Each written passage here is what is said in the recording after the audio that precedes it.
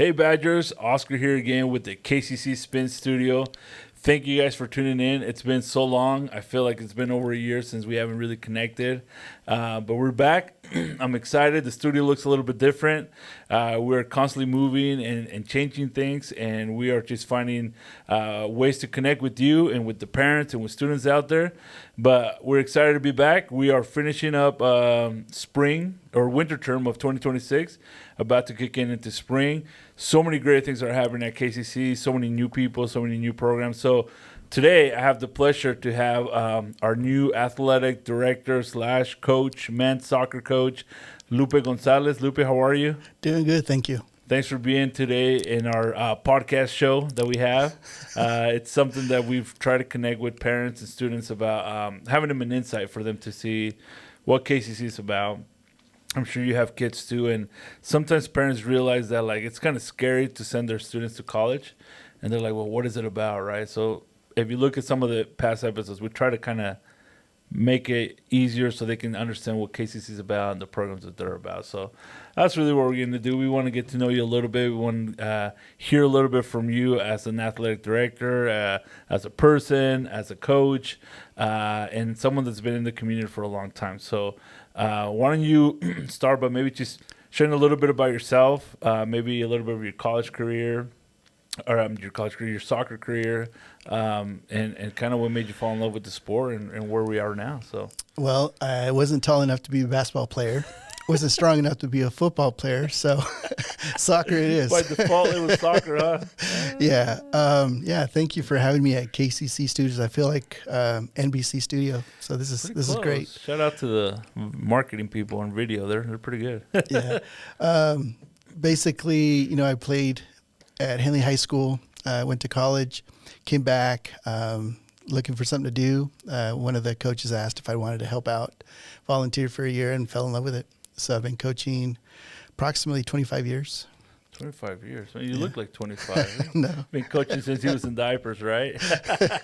So Coach Lupe, or Athletic Director Lupe, what is one of the things that you feel is the biggest difference for like high school athlete and then the college? You said you played a little bit in college as well, but now you coach in high school, and you had a successful time with Henley. You guys won the state champs a couple years ago, and you've had your first year under your belt, officially under college, right? What do you think is the biggest difference, like in the physical demand and mental demand? I think the amount of preparation and dedication, time that you dedicate to the sport, because athletics should not come before academics. So you're dealing with academics, making sure you're staying current and doing well in school, but at the same time you have practices in the evenings, you have conditioning, or you got rehab, you got all kinds of things going on at once. So it's almost like having a full-time job as a student athlete. Mm-hmm. I think just the biggest difference that I've seen, the kids that are successful are the ones that make academics a priority, do not procrastinate, do not wait to get things done. So those students do really well academically, but then finding that balance, as soon as you're done with your academics, go out and dedicate some time on your own to work on your craft, to work on your physique, to work on your skill and your fitness and your strength. Yeah, I think all those are really important things that perhaps in high school you can kind of hide a little bit on some of that stuff, but once you get to the college level, it's like you can tell the fitness, the conditioning, the strength, and all that of an athlete. If you had a magic ball, Coach, and you can create your perfect athlete, what attributes or what characteristics would that athlete have? Well, there's so many aspects to a successful athlete. Speed, strength, tactical ability. But probably the biggest thing for me is being coachable, having the strong desire to succeed and to work hard. I think if you have that, the other stuff will fall into place. Yeah, that's good. There's people in the community at times in larger places that sometimes look at like, well, it's just a community college. It's just a little bit of competition. Like anybody can make it. What do you say about the actual competitiveness of the NWAC, which is the conference that we're in the South region? how competitive is that? Is it real? Like it's just a community college and a guy like me who's really overweight can make it, or is it it's a real competition? Well, there's different levels, obviously. You know, you got the junior college, you got NAIA, you got NCAA Division 3, Division 2, all the way to the top. But at every level, there's some really good teams that could beat teams from other levels. I'll give you a prime example. OIT routinely plays, and SOU, they play some of the NWAC schools in the spring as friendlies. And Lane Community College, Rowe Community College, they're very competitive against those schools. Yeah. So for us being a brand new program, obviously we don't have some of the diverse type of athlete that some of the other schools have. We talked about speed, strength, size, and there's so many different levels. And I think last year, because being our first year program, it was pretty much kind of what you just described. Come one, come all. Yeah. You know, we signed everyone that we could. I could have made it. You probably still can, Oscar. I think you're being very humble. I think that being in this role now, I think it's what my ninth month into this role, ninth or 10th month. Wow, it's been a while. So when I first got hired, we were recruiting wherever we could. So we went to all the local high schools. Yeah. We found players that had been removed from high school for several years, and they came in and joined. So non-traditional students. Yeah. This year, having that extra time to recruit, we made a concentrated effort. So Coach Greg and I and you, we identified, here's what we felt we could have done better. And we identified certain characteristics, types of student athletes that we wanted to get. So we've been more focused on that, and our recruitment has expanded quite a bit. Yeah.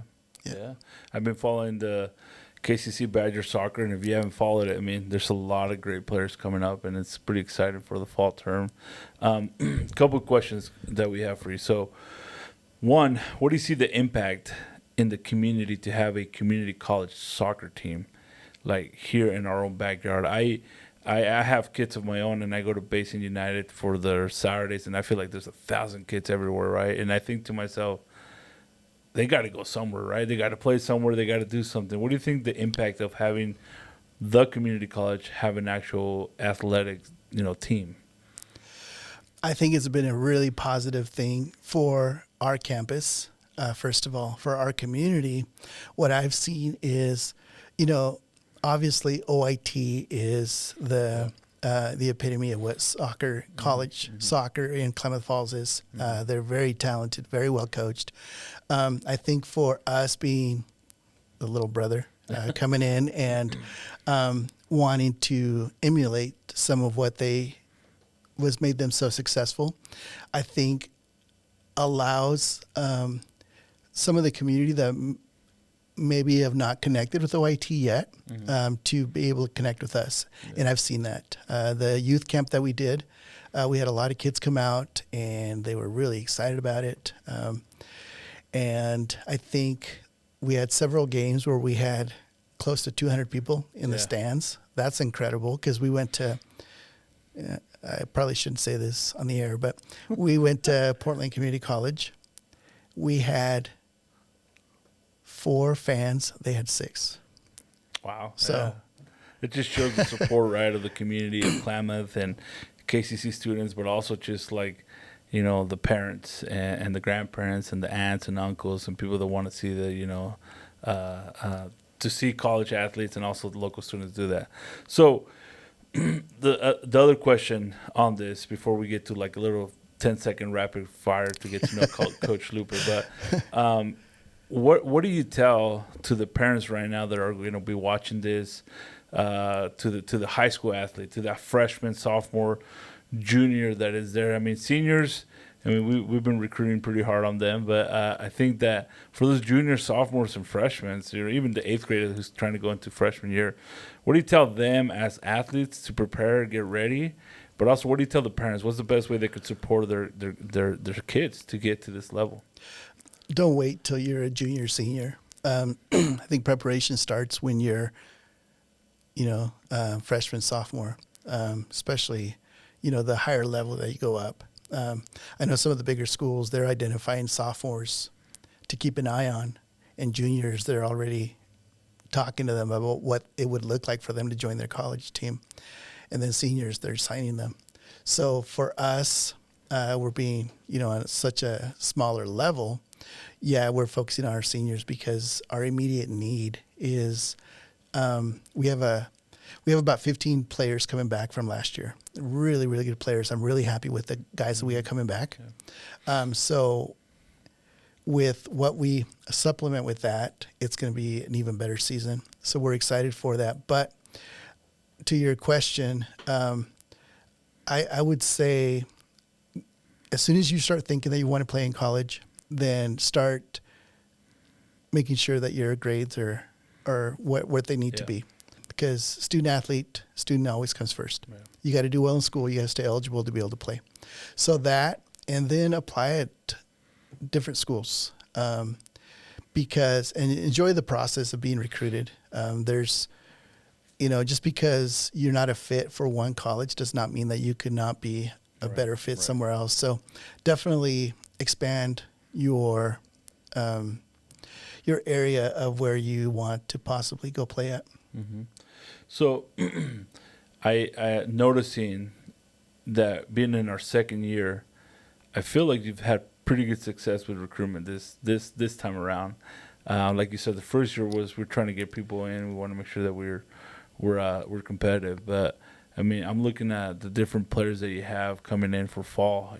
Without spoiling alert. But if you want to find out, go to the KCC Badger Soccer. But I mean, you got people from Texas, you got people from Atlanta, you got people from all over these places coming to Klamath Falls, Oregon, man. What do you think is the biggest key to selling a new program, to selling a small campus, to sell? We don't have dorms. We're hoping if there's a donor out there that wants to help us with the soccer field, I won't shout names because I don't want to get in trouble, but there's some construction companies. But, I mean, we don't have all that. And you're bringing – I mean, we did well the first year with local kids, and we're always going to keep the local idea, but I feel like you've done pretty good with bringing just a bunch of random, players from different places. Yeah. What do you think is the key to that? Truthfully, it has not been a very hard sell. KCC has a lot of opportunities that maybe some of the bigger schools do not have because of where we're at geographically, because some of the programs that we have. So I remember when I was talking to several coaches, I've had two specific coaches from the NWAC that reached out to me and have been there guiding KCC from the first day, and they've stayed true to that. When I have recruiting questions or I have any kind of question, that I call them up, and they're very willing to help out. So when I was talking to them before the season started, they're like, yeah, be ready for some bumps and bruises. Don't be surprised if you guys don't win a game all season. Don't be surprised if you don't score a goal till maybe 5, 6, 7 games into the season. So he's like, just be prepared for that. And then he goes, and then you get into a groove, and then injuries happen. So we went through all of that, but we did so well because of the kids that we have locally they're great athletes. So that, I think we surprised some people, obviously. Up until the last 3 games of the season, we were still within a game of making a playoff position. Yeah. So I think it's a credit to the local athletes that we have in Klamath Falls. And you mentioned kids from Atlanta, Houston, Idaho, Washington, that have been Alaska, that have signed with us and are still signing with us, hopefully. We're waiting on a couple more. They've come to visit, and they've liked the campus. They've liked the way they are treated as soon as they show up. For being a small campus with the first time soccer program. Yeah. One of the kids said, I feel like a big deal. I feel like I'm walking in and I'm a celebrity. And I'm like, well, you're going to be. I go because our student athletes, when they're walking around campus, everybody knows who they are. Yeah. And it's a cool thing. Yeah, so it could be good or bad if they're not doing something appropriately. Right. But for the most part, it's a good thing because they live for us to show well and do well. Right. All right. So last question. So you got spring camp coming up. It's a time to regroup, regauge, relook at things. And what are you looking forward to for this, short spring camp that you got coming up here in the next couple months? The plan is to keep the boys focused and start thinking about August 1st. I want them to show up on August 1st ready to go and not wait to be August 1st and try to get in shape. Yeah. That kind of defeats the purpose. You show up August 1st, and that's when you're thinking that should be your first day of practice. We're already behind. So we're going to use the spring season to make sure that boys are staying focused. They are staying driven and motivated, and along the way work on a couple of things that we learned from last season that we needed to improve on for this fall. So hopefully those guys will be ready and complement the new group of boys that we have coming in. Awesome. All right. Well, what is your favorite part about working at KCC? There's a lot of, it's about 7 minutes from my house. That's good. So before I was driving to Medford, it was 79 miles. Yeah. So yeah. Wow, that's a long commute. It's nice to be home. I bet. When you have a bad game or a bad day, what is your go-to food to comfort you? Gosh, it can't be tacos. That's the language of love, tacos. Yeah. All right, and what is your favorite band that you listen to for pregame as a coach? You go to the game, what are you listening to on your way there? That's a bad question because I don't get hyped up on loud, aggressive music. You listen to Mozart or Beethoven? No, my favorite group is the Cars. The Cars. Nice. Yeah. I don't know if I was born by then, but yeah, that's good. All right, well, Coach Lupe, thank you so much for stopping by. We wish you and the team health, that they do good in the spring and get that. And we're excited for the fall. We keep following. Like I said, the games will be live in the fall, right? And yes. We'll record it. So one thing you'd like to tell the community about the soccer team, come and support you. You have the camera right in front of you. Just come ready to enjoy some good quality soccer. The boys are going to play their hearts out, and look forward to seeing everybody there. Awesome. Well, thank you guys for tuning in to KCC Spins, and until next time.